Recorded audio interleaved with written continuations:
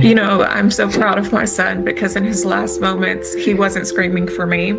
He was screaming, Jesus, Jesus, save me. Jesus, I hear you. Jesus, I'm calling upon you. And his wildest dreams and everything that he wanted to be was a superhero. And that was his goal in life. And instead, he's my hero because he reached for something past flesh, past human, past anything that even grown adults, I think, would reach for. My son called out to the one God Almighty.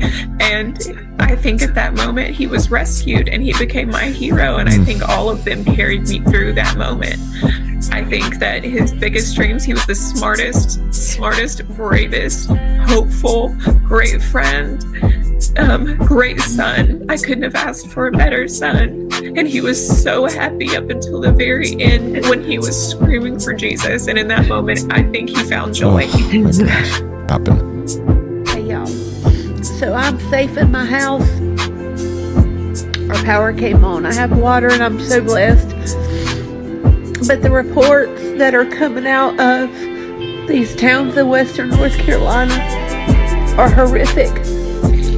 The news is not even coming close to catching the true devastation. There are bodies that are floating down the river, babies. And if this is not a wake-up call that our government is not for us, then I don't know what is. They're everyday citizens who are taking it upon themselves to go and deliver items and things to these people.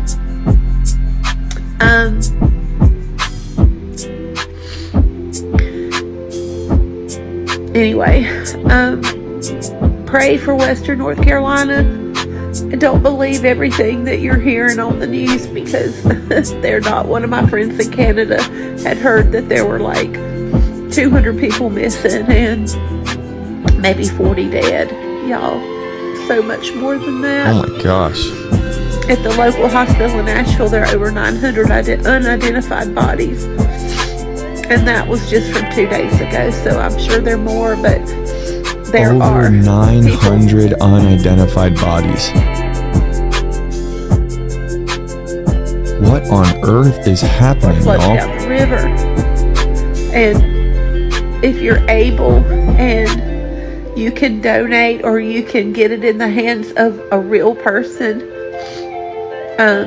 there were like, I think, 10 different truck drivers who were trying to deliver goods, and they all stopped on the way up there, and every single tire was slashed. And so it's going to be up to us. We cannot count on Uncle Sam. It's going to be neighbor helping neighbor, and I don't care how old or young you are. If you can't get out there or you can't donate, you can pray. We gotta pray, and we'll pray at the end of this video what's going on for sure. Devastation is nothing like I have ever seen, and I think this is going to go down probably as one of the worst storms in American history. I just cannot fathom the pain and the destruction and the stuff that these people are going through. So anyway, just remember Western North Carolina and listen to the people who are on the ground, not the news, because they don't know. Anyway, y'all have a good day. So, as you know, I own a fleet of dump trailers and I rent them out to people. Well, they've been insanely busy and the line at the landfill has been 2 to 3 hours long. Well, yesterday we were informed that the landfill is no longer going to be accepting storm debris. We all said, what the hell? What kind of sense does that make? So they said that FEMA was going to be setting up free dump zones and that we could go and empty our loads there. So I said, okay, that's great. You know, we won't have to charge the client a dump fee. We can hopefully have a higher turnover rate and help more people. All is good. They said that information was supposed to be released last night on some of the city's websites. Well, I went to St. Pete's website. I went to the Pinellas County website. I went to the dumps website. Nothing was there. I went to FEMA's website. Nothing was there. And this morning, I said, okay, well, maybe they didn't get it set up in time, and we need to still go to the landfill. So 4:30, got up, hooked up some trailers, headed to the landfill. They had a sheriff there turning people away and saying, you cannot dump here. And I said, well, where am I supposed to go? And I said, there's no information online. I said, go online, find the FEMA website. I said, you pull out your phone, you show me where it is. And they started going through it, and then they said, you got to get out of here. You're obstructing traffic, and you can either leave right now or you can leave in the back of the sheriff car. So away, I went to what's called a transfer station. It's much more expensive. It's a fee that has to be passed on to the client, otherwise I would literally be operating at a loss.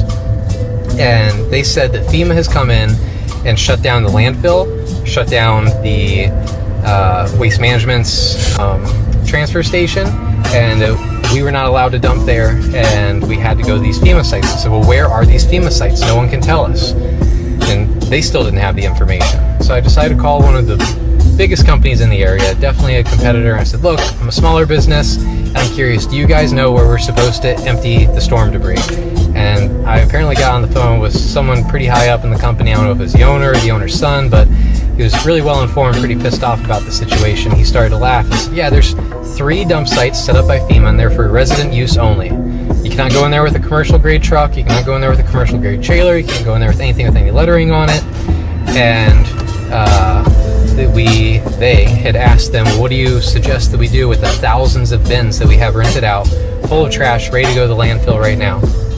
And they said, dump it back in the people's driveways. What? FEMA will get around to cleaning up on our own. So he said, what do you mean FEMA's going to clean up? They said, over the course of the next year, FEMA will be picking up all the trash. So in the meantime, over the course of the next year, and this is from personal eyewitness thing, as I was dropping off dump trailers, within 2 days, there's mold inside people's home. That mold doesn't stop growing just because you take the trash out and you put it at the road. It's going to be growing at the road. Today, when I was driving through Shore Acres down Overlook Drive and Shore Acres Boulevard, there are dozens of rats hopping from pile to pile. It is an absolute breeding ground. And they want all that stuff to sit there for a year while they clean up. Are you kidding me? We got all the stuff picked up. It's in bins. We're ready to go to the landfill, and they're refusing us at the landfill, and they're suggesting that we take this stuff back and dump it in your yards.